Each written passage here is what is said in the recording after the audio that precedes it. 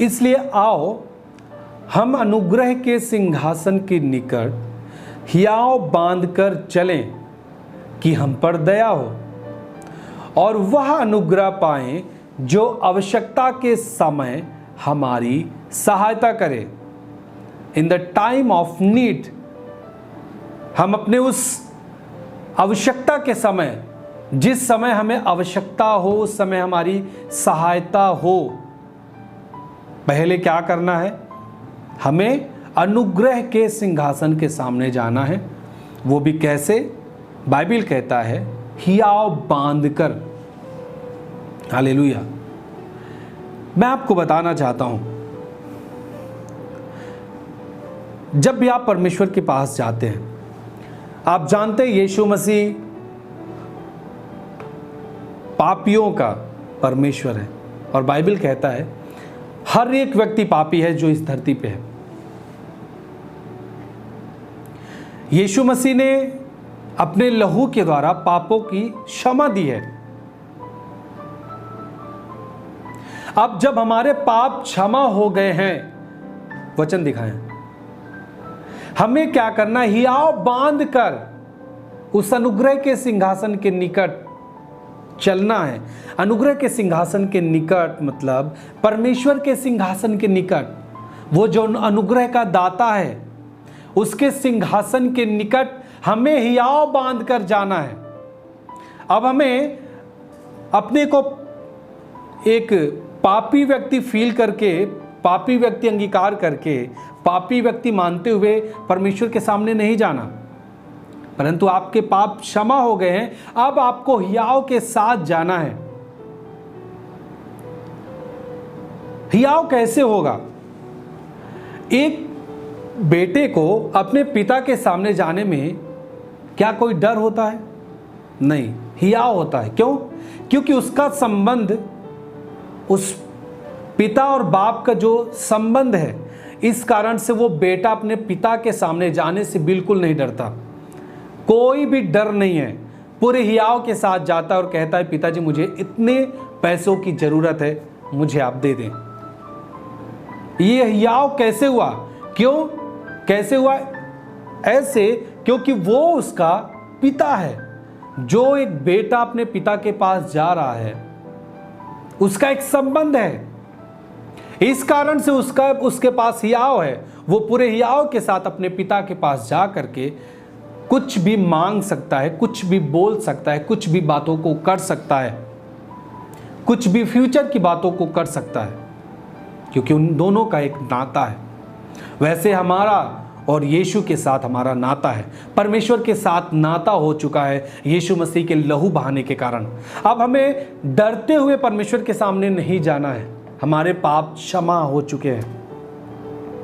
और मैं आपको बताना चाहता हूं, यदि आपने यीशु को ग्रहण नहीं किया है, आपने बहुत पाप किए हैं, आपने पूरी जिंदगी आपने व्यभिचार में अपने जीवन को व्यतीत किया है, गलत कामों के लिए आपने मदद किया है, कुछ भी पाप आपने किया है, यीशु के पास आए, वो आपके पाप को क्षमा करेगा।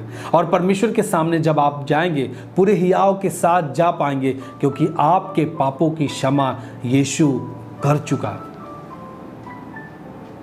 हालेलुया। वचन दिखाएं। इतना देर मत किया करें, ठीक है?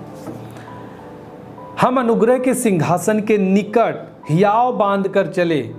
वो हियाव का कारण क्या है? क्योंकि वो हमारी फिक्र करता है। वो सब कुछ किया, मैंने आपको पहले बताया कि हम पर दया हो और वह अनुग्रह पाए। कौन सा अनुग्रह? वह अनुग्रह जो आवश्यकता के समय हमारी सहायता करे। कोई भी आवश्यकता, चाहे वो दुर्बलता में हमारी आवश्यकता हो, चंगाई के लिए, बीमारी में है हम चंगाई चाहिए, गरीबी में है हमें धन की आशीष चाहिए, बिजनेस हमारा डूब रहा है, हम खराब हो रहे हैं, हमारे बिजनेस में फायदा नहीं है, तब भी हम परमेश्वर के निकट जाएंगे, हम अनुग्रह को पाएंगे। हम अच्छी पढ़ाई नहीं कर पा रहे, हमारा मन नहीं लगता, उस चीज को भी जब आप मांगेंगे, उस जगह में भी आप अनुग्रह को पाएंगे। जो आपकी जो भी आवश्यकता होगी, जिस भी आवश्यकता में आप हैं, जहां भी जो चीज की आवश्यकता होगी, आप उसे पाएंगे, क्योंकि आप परमेश्वर के द्वारा चुने गए हैं, उसके द्वारा ब्लेस्ड हैं, आप उसके द्वारा आप शुद्ध किए हुए लोग हैं। अब आप एक पापी मनुष्य नहीं, परंतु आप परमेश्वर की संतान है जो आपसे वो प्रेम करता है। उसने सब कुछ आपके लिए चुका दिया है। अब आपको हियाव के साथ परमेश्वर के पास जाना है और उससे जो आप कहेंगे वो आपके जीवन के लिए करेगा। हालेलुया। देखिए, जब आप लूका में जब आप पढ़ते हैं उड़ाऊ पुत्र के बारे में, बाइबल कहता है कि एक पिता था, उसके 2 संतानें थी। छोटा वाला जो पुत्र था वो अपनी आधी संपत्ति लेकर के दूर देश को चला गया। अपना आधा जो उसका पास जो उसकी संपत्ति थी सब कुछ वो ले गया। व्यभिचार में, नशे में, दोस्तों के साथ सारा धन जो उसके पास था सब कुछ उसने उड़ा दिया। आखिर में बाद में वो क्या हुआ, कंगाल की अवस्था में आया। उस देश में अकाल पड़ा उसके लिए, उसके पास कुछ नहीं था। यहां तक कि ऐसी कंडीशन आई कि वो सूअरों के साथ खाना भी खाया। परंतु जब आप पढ़ते हैं, बाइबल में पढ़े ध्यान से, वहां पे लिखा है कि वो मन में एक विचार को लाया, मन में लाया, एक अंगीकार को लाया कि मैं अपने पिता के पास जाऊंगा और कहूंगा कि मुझे जो कुछ मैंने किया है वो अब मुझे क्षमा कर, मुझे कुछ नहीं चाहिए संपत्ति से, अब मुझे नौकर की जैसा अपने पास रख ले। बाइबल कहता है वो अपने पिता के पास जाता है। पिता उसे जब देखता है दौड़ के उसे गले लगाता है और चूमता है। हालेलुया। और उसके लिए आनंद मनाया जाता है। उसके कपड़े बदले जाते हैं, उसको अंगूठी पहनाई जाती है, उसके पैर में जूतियां डाली जाती है। आप देख पा रहे हैं परमेश्वर के प्रेम को, एक पिता के प्रेम को आपके लिए कैसा है, वैसे ही प्रेम करता है। इस किताब को, इस उड़ाऊ के जो उड़ाऊ पुत्र की जो दृष्टांत है, उस चीज को आप पढ़ के, आप जान के अपने हियाव को बढ़ाएं कि आपका पिता कितना प्रेम करता है। हम कितना भी सोचे कि हम खराब हैं, परंतु जब उसके पास हम जाते हैं वो हमें गले लगाता है, हमें प्यार करता है। आज भी उसका प्रेम वैसे ही है। वो कल, आज और युगन युग एक सा है। एक सा का मतलब वो आज, कल और युगन युग एक सा है। इसका मतलब कि वो जैसा प्रेम करता था वह करता है और करता रहेगा। वो जैसे दया करता था, करता है और करता रहेगा। ये उसके काम साबित करते हैं कि वो एक सा है।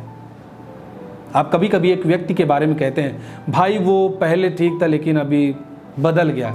इसका मतलब वो एक जैसा नहीं है। उसके काम साबित कर रहे हैं, परंतु यीशु का काम साबित करता है कि वो एक सा है। परमेश्वर के काम साबित करते हैं, उसके प्रेम साबित करते हैं, उसकी दया साबित करती है कि वो आज भी एक सा है। वो वैसे ही प्रेम करता है जैसे वो पहले करता था।